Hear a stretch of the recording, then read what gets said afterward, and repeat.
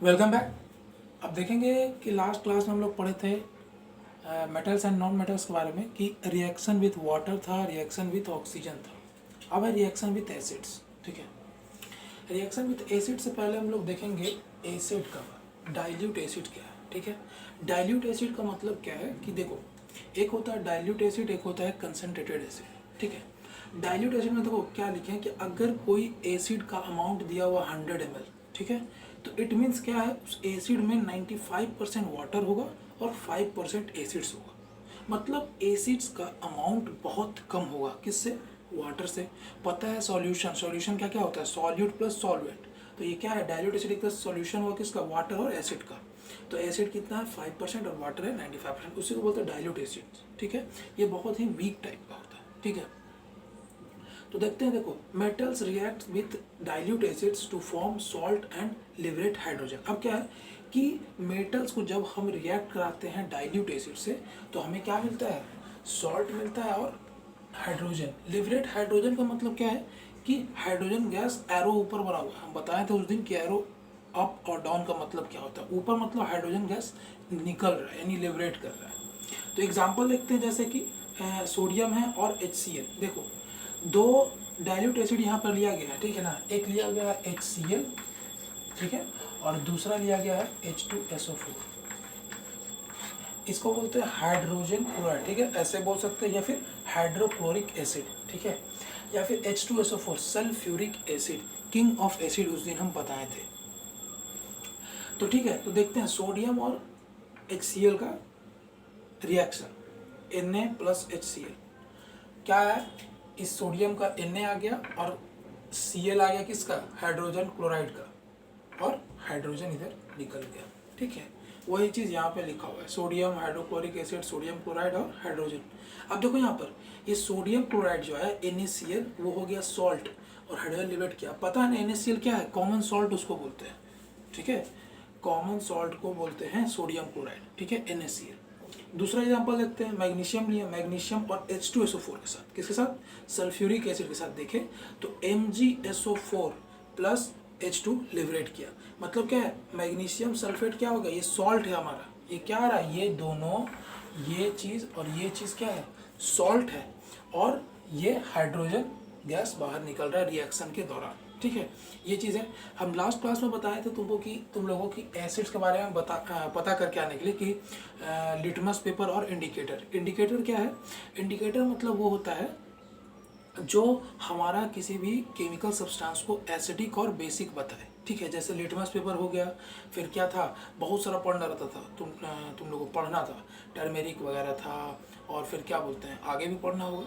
और उसमें एक था मिथाइल, और येलो कलर देता है, फिर फेनोल्फथालीन था, और भी बहुत सारा था। तो उसमें आता है, जैसे हम बताए थे कि ब्लू लिटमस रेड करेगा, ये चीज़ याद रखो, देखना आगे हम बताते हैं नेक्स्ट में कि ब्लू लिटमस रेड कौन करेगा। ठीक है, रेड लिटमस ब्लू कौन करेगा। ठीक है, वो देखेंगे आगे हम। अब देखते हैं कि अभी बता रहे थे कि एसिड्स और बेस को कैसे हम इंडिकेटर से मेजर करेंगे। कि जैसे देखो, ब्लू लिटमस रेड हो जाएगा, क्या हो जाएगा, ब्लू लिटमस रेड हो जाएगा, और रेड लिटमस ब्लू होगा कब, जब एसिड्स कोई सब्सटेंस होगा तो लिटमस पेपर को ब्लू से रेड टर्न कर देगा, और अगर बेस होगा तो रेड से ब्लू टर्न कर देगा। ठीक है, अब देखो एक चीज़ क्या है, reaction depends on metals reactive nature. अब देखो क्या है, आगे हम बताएंगे रिएक्टिविटी सीरीज कि जैसे मान लो कोई भी मेटल्स है, वो कितना रिएक्ट करता है एसिड के साथ, नहीं करता है, वो चीज़ देखना पड़ता है। जैसे एग्जांपल दिए हैं, कॉपर, सिल्वर, गोल्ड, ये सब रिएक्ट नहीं करता है एसिड्स के साथ या किसी चीज़ के भी साथ, क्योंकि ये लेस रिएक्टिव होता है। लेस रिएक्टिव मतलब क्या है कि बहुत कम किसी के साथ मिलता है। ठीक है, जैसे कि हम लोग नेकलेस वगैरह पहनते हैं घर में, या फिर मान लो हम लोग पहनते हैं, रिंग्स पहनते हैं, चेन पहनते हैं, तो रिएक्ट नहीं करता है क्योंकि वो सिल्वर गोल्ड का बना होता है, तो वो रिएक्शन उसका कम होता है। यही तो एक कारण है उसमें, कि एक तो बहुत सारा नेचर है, बट ये भी एक कारण है कि ये रिएक्टिव नहीं है। इसके कारण भी हम लोग पहनते हैं, क्योंकि हम लोग का स्वेटिंग चलता है, हवा है, पानी है, बहुत सारा चीज़ है, तो उससे तो हम कोई भी अगर मान लो लोहे का पहन लेंगे तो क्या होगा, जंग लग जाएगा तुरंत, तो हम लोग पहनते नहीं हैं। तो ये सब चीज़ भी नेचर एक है उसका कि लेस रिएक्टिव होता है। अब आते हैं देखो कि due to reactive in nature, अब बहुत सारा मेटल रिएक्शन करता है एसिड्स के साथ, तो इसीलिए बोला जाता है कि हम लोग को एसिडिक फूड जैसे पिकल्स है, कर्ड वगैरह है, मेटेलिक जार में नहीं रखना चाहिए। मेटेलिक जार मतलब मेटल्स का बना हुआ नहीं, क्योंकि अभी देख लेना मेटल के साथ एसिड मिलकर क्या बनाएगा, सॉल्ट बना देगा जो और हाइड्रोजन जो हमारे लिए पॉइजनस होगा, ठीक है, एसिडिक फॉर्मेशन में। जैसे कि मान लो पिकल्स में एसिड होता है, ठीक है, कर्ड में भी एसिड होता है। अब आते हैं नॉन मेटल्स में। Non metals do not react with dilute acid, ठीक है ना, डाइल्यूट एसिड के साथ, जो डाइल्यूट एसिड बताए थे, डाइल्यूट एसिड के साथ रिएक्ट नहीं करता है, ठीक है। अब देखते हैं हम रिएक्शन विथ बेसिस, वो छोटा सा है टॉपिक। हाँ तो देखते हैं अब कि रिएक्शन विथ सम मेटल्स। अब देखो क्या है कि रिएक्शन विथ बेस का था, ठीक है, अभी जो हम पढ़े लास्ट में रिएक्शन विथ एसिड्स था, अब रिएक्शन विथ बेस है, ठीक है। अब बेस के साथ कुछ मेटल्स दिया गया है, एल्युमिनियम है, जिंक है, लेड है, ठीक है। ये सब क्या करता है ना कि स्ट्रॉन्ग बेसिस के साथ मिला करके क्या देता है, अब ये देखते हैं हम लोग, ठीक है। यहाँ से देखना है कि इसके पहले हम लिखवा चुके थे कि सॉल्ट और हाइड्रोजन क्या देता है, इसमें भी सेम चीज़ ही है, ठीक है। तो देखो करना क्या है कि एल्युमिनियम है और NaOH। अब देखो क्या यहाँ पर बोला स्ट्रॉन्ग बेसिस, तो ले लेंगे स्ट्रॉन्ग बेस के जब मान लो NaOH, ये क्या है, सोडियम हाइड्रो ऑक्साइड। उस दिन हम बताए थे OH लगा रहेगा, हाइड्रो ऑक्साइड पढ़ेंगे, उस दिन बताए थे। तो स्ट्रॉन्ग बेस सोडियम हाइड्रोक्साइड के साथ मिलकर क्या बनाएगा, सॉल्ट और हाइड्रोजन गैस, क्या बनाएगा, सॉल्ट प्लस हाइड्रोजन गैस। तो जैसे देख लो एल्युमिनियम प्लस NaOH दिए तो NaLO2 प्लस H2 बनाए, ठीक है। तो अब बताओ इसमें क्या है कि बेस के साथ मिलाने पे देखो हर चीज़ में जरूरी नहीं है कि सारा का सारा मिल जाता है, ठीक है, हम बता चुके अभी आगे जो पढ़ाएंगे, ठीक है, रिएक्टिविटी सीरीज उसमें थोड़ा समझ में आएगा। अब देखते हैं नॉन मेटल्स के बारे में। नॉन मेटल्स क्या है कि रिएक्ट तो करता है बट बहुत कॉम्प्लेक्स करने का मतलब क्या है, जैसे देखो कि जैसे हम लोग रिएक्शन करा रहे थे वाटर के साथ मेटल्स का, तो क्या रिएक्ट कर रहा था बट बहुत टाइम लग रहा था उसमें। जैसे मान लो आयरन का रस्टिंग है तो वो तुरंत थोड़ी कि अभी पानी डाले और रिएक्ट करना स्टार्ट कर गया, उसको टाइम लगता है। तो रिएक्शन ऑफ नॉन मेटल्स में भी बहुत ज़्यादा स्टेप्स है और टाइम भी लगता है उसमें, ठीक है। तो आगे हम देखेंगे डिस्प्लेसमेंट रिएक्शन और रिएक्टिविटी सीरीज पे कैसे डिस्प्लेसमेंट रिएक्शन होता है, क्या होता है डिस्प्लेसमेंट रिएक्शन, ये बताएंगे, ठीक है।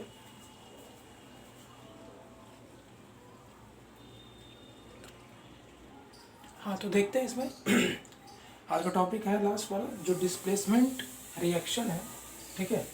डिस्प्लेसमेंट रिएक्शन यानी कि the reactivity series of metals, books निकाल लेना है यहाँ पर, ठीक है ना, क्योंकि देखो बाकी सारा तो हम पढ़ा रहे थे, चलो ठीक है, उसमें बुक्स का यूज़ नहीं था, बट इसमें बुक्स का यूज आएगा, ठीक है।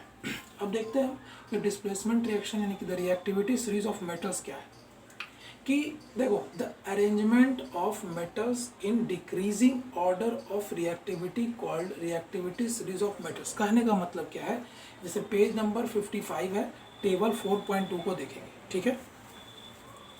यहाँ पे ये रहा टेबल 4.2 पेज नंबर 55, ये टेबल को देखना है कि देखो किस तरीके से, ठीक है, किस तरीके से एलिमेंट है, सिंबल उसका, रिएक्टिविटी। कहने का मतलब क्या है, देखो ऊपर से नीचे की ओर आ रहा है, मतलब क्या है, डिक्रीजिंग रिएक्टिविटी लिखा हुआ है कि जो सबसे ऊपर होगा वो सबसे ज़्यादा मोस्ट रिएक्टिव लिखा हुआ है, देखो, और जो सबसे नीचे लिस्ट रिएक्टिव। तो जो सबसे ऊपर है वो सबसे ज़्यादा रिएक्टिव है और ये लिस्ट रिएक्टिव। कहने का मतलब क्या है कि अगर ये किसी के साथ भी अगर हम रिएक्शन कराते तो जल्दी रिएक्ट करेगा, और जैसे गोल्ड, सिल्वर, मर्क्यूरी तो बहुत लेट रिएक्ट करेगा, फिर नहीं करता है, ठीक है। ये चीज़ यहाँ पर देखना है। तो देखेंगे कि arrangement of metals in decreasing order of reactivity called reactivity series of metals. तो देखना पेज नंबर में जैसे लिखा हुआ पोटेशियम लिखा हुआ है, सोडियम है, फिर बेरियम, कैल्शियम, मैग्नीशियम, एल्युमिनियम, फिर जिंक, फिर iron, nickel, tin, lead, hydrogen, copper, mercury, silver, gold, इस तरीके से लिखा हुआ है। सबसे ऊपर जो है मोस्ट रिएक्टिव लिखा हुआ और सबसे नीचे लीस्ट रिएक्टिव। मोस्ट रिएक्टिव का मतलब सबसे ज़्यादा रिएक्शन करने वाला, मतलब जल्दी रिएक्ट करने वाला, और सबसे नीचे जो है वो लीस्ट रिएक्टिव, मतलब बहुत कम रिएक्ट करता है या रिएक्शन करता है किसी के साथ, ठीक है। इसलिए भी बताया था ना गोल्ड, कॉपर और सिल्वर वगैरह था। तो नीचे से देखो ना गोल्ड है, फिर उसके ऊपर सिल्वर है। देखो अगर हम ऊपर से नीचे आएंगे तो डिक्रीजिंग ऑर्डर ऑफ रिएक्टिव, मतलब सबसे ऊपर जो होगा जो सबसे ज़्यादा रिएक्ट करेगा, और जो सबसे नीचे होगा वो कम रिएक्ट करेगा। अगर हम नीचे से ऊपर जाते हैं तो सबसे नीचे वाला क्या होगा, सबसे कम रिएक्टिव होगा, और सबसे ऊपर वाला सबसे ज़्यादा रिएक्टिव, ठीक है। उसके बाद लिखें डिस्प्लेसमेंट रिएक्शन। डिस्प्लेसमेंट नाम से रिएक्शन का डेफिनेशन लिखेंगे कि देखो reaction in which one metals replaces another according to reactivity series, reactivity series के अकॉर्डिंग उसको रिएक्ट जैसे देख लो, मानते हैं A प्लस बी और यहाँ पर लिखा हुआ है O, ठीक है, इक्वल टू क्या होता है ना कि A अगर B से ज़्यादा रिएक्टिव होगा, ठीक है, तो क्या करेगा आगे जा करके कि जो BO बना हुआ था ये अब AO बन जाएगा। क्यों?